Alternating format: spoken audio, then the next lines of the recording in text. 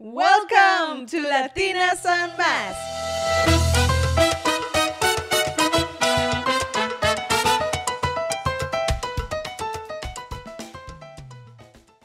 Quick disclaimer, guys. We had a little technical issue, so our main camera did not focus on us, but on our glasses.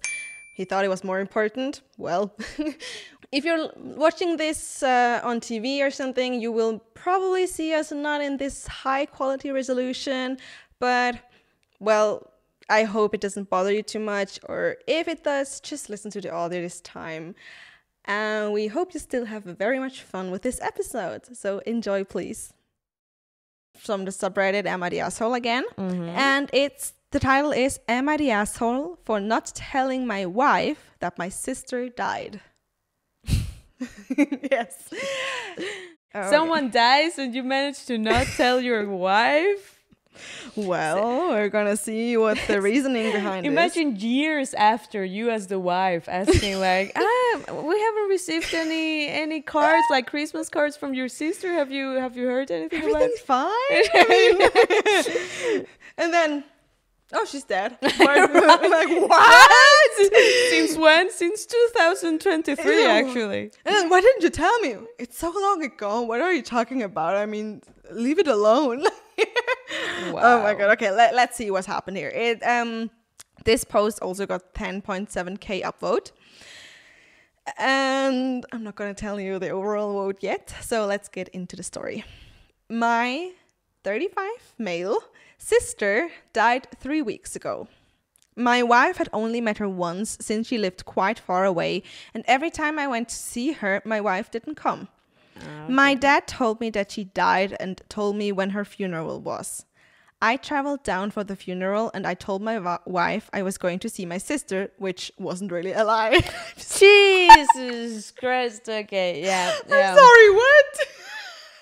What, like, why would you want to hide that from the very beginning? So, like, yeah, I'm gonna see her. She's gonna have her eyes closed during the whole reunion, and she won't say much, but you know. I mean, I'm just right now imagining he's coming back, and the wife's like, "How's your sister? How was it?" And he's like, yeah, she's a little cold, she was lying around a lot. She's really lazy. Yeah, the same as always. I mean, didn't say much. Yeah, nothing special to tell. I mean, what is this? I'm sorry, I did not expect that. Okay, a few days after I got back home, my brother called my wife and told her to check up on me since I hadn't been answering his calls and texts. I guess she asked why he was so worried, and my brother told her about my sister dying. Okay. So he wasn't even able to keep the secret longer than a year or something like that. Well, someone else spoiled it for him. Okay. What did he expect? I mean, yeah. Imagine he comes back from the funeral and then she asks, Anne, how was it? How is she? Or whatever. And then you just like, he just shows her like selfies of him next to her. Next to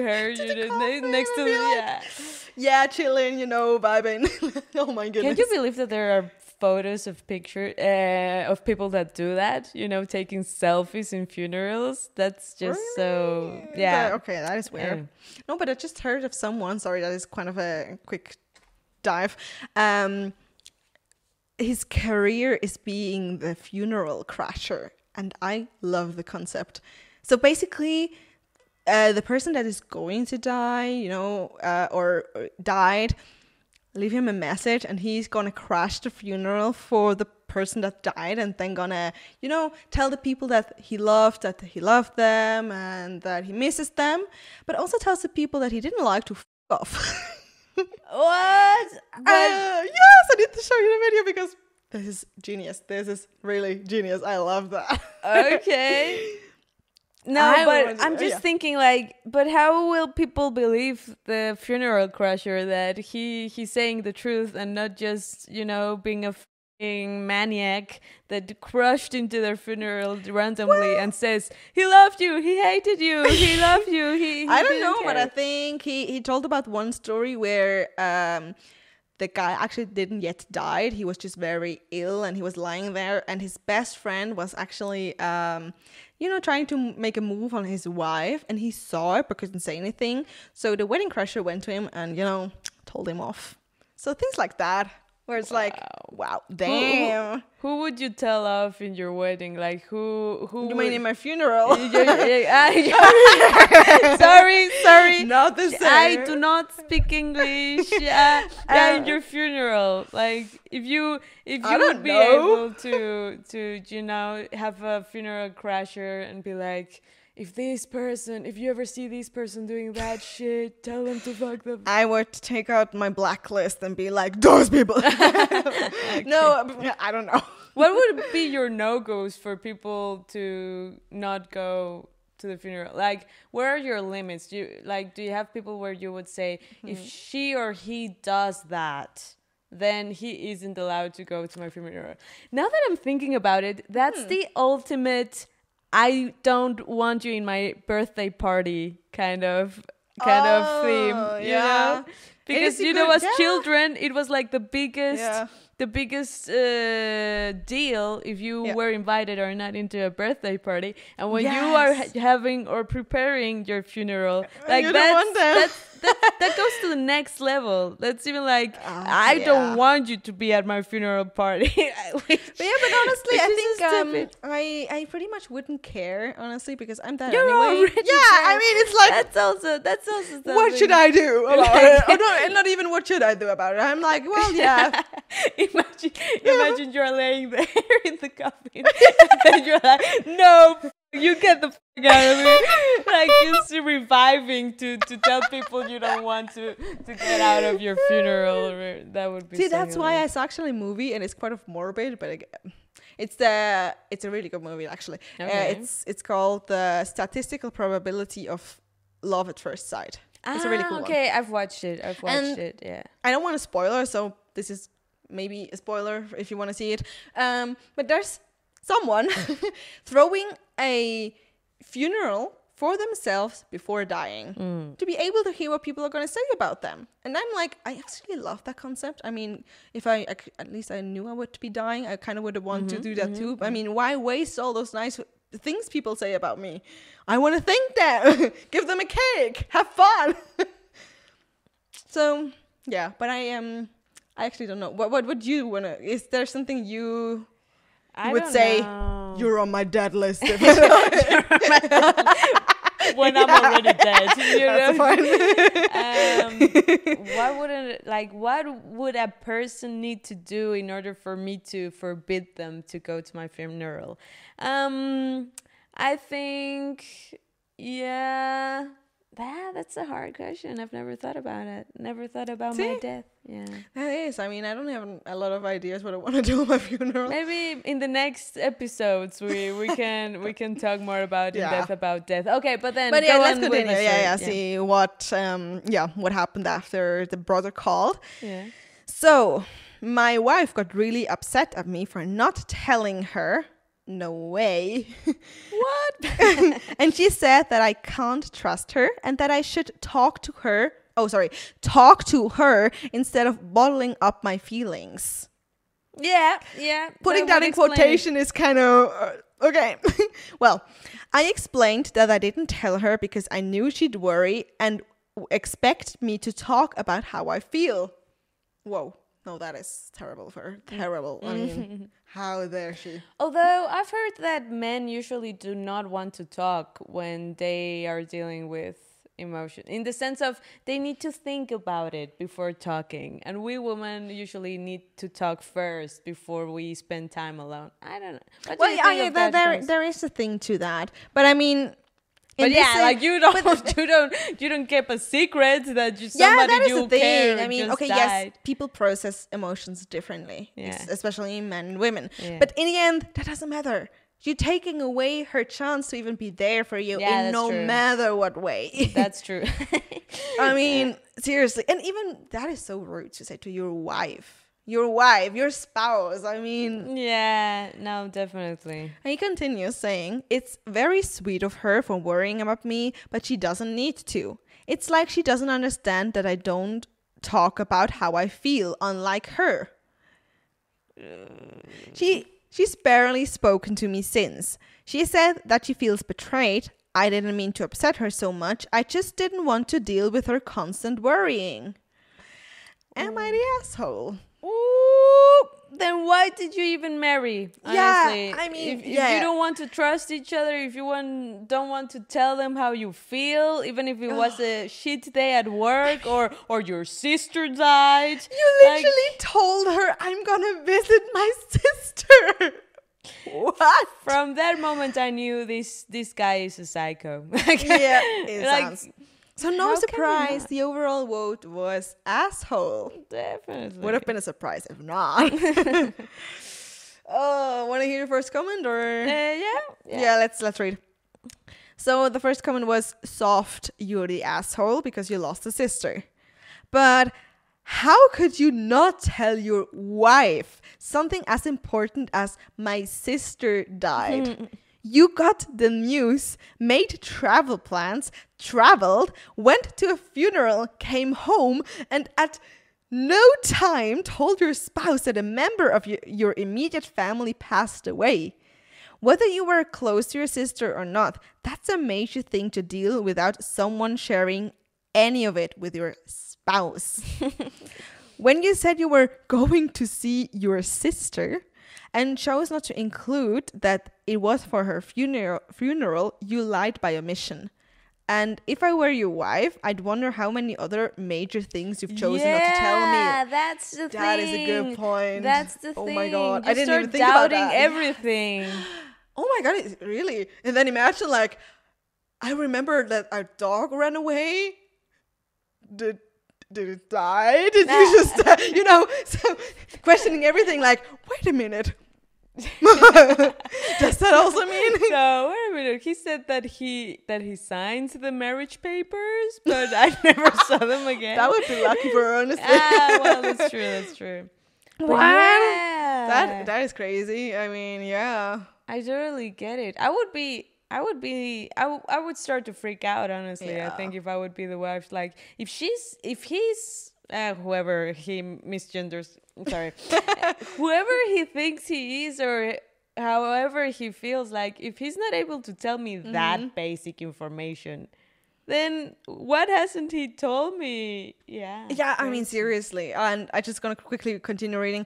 I can't imagine being so emotionally constipated that I don't even tell the person I'm supposed to love and trust as much as I would a spouse something like this. Yeah. And someone down below to that wrote, my personal life isn't really your business is a thoroughly odd attitude to have towards one's wife. Towards one's wife. Which it seriously is. I mean, it's like, what? I mean, yeah, I get it. You need time to process. But how about telling your wife, hey, look, my sister died. I know, shocking news. Or, sorry, my sister died. I really need time to process. The funeral is going to be tomorrow. You can come if you want to or not. Whatever. But communicate. You need time to process and you need time to be alone. Anything like that is way, way better than what he did. Yeah. I mean, seriously. But it's also kind of hilarious. Like, I think that story has the potential for a movie, in which he does everything so that his wife doesn't find out that his sister died. Well, he doesn't do a lot, honestly. Well, yeah, that's true. I mean, he could have told his brother she doesn't know and I don't want her to know, for example. Yeah. He was I mean, it's not necessary. It doesn't matter who he would have told that. Everyone, I think, would have reacted with, are you fucking serious? Like, why should we not tell her? Yeah. And thinking about it now, it's also really, really shitty. At the funeral, maybe people were like, why is your wife not here? I mean, this is her family too. I also thought about that. What if she also wanted to grieve at the funeral? Or just, be there for the family. Give your condolences and things like that. Not showing up is probably also kind of rude. Yeah.